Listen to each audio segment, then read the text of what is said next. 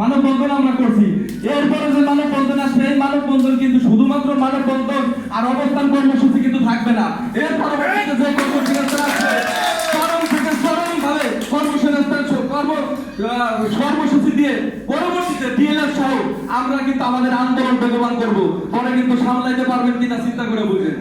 এজন্য আমার অনুরোধ যে 42 এলএসপি না, এই 42 এর সাথে হাজারো পরিবারের লিগ এবং হাজারো পরিবারের কর্মসংস্থানের সৃষ্টির কিন্তু ভবিষ্যৎ নির্ধারণ করতে, যে ভবিষ্যৎ সমস্ত কার্যক্রমে কিন্তু আমরা যারা চাকরি বাকরি করি তাদের কিন্তু পরিবার পরিজন এর উপরে ডিপেন্ড করতেছে।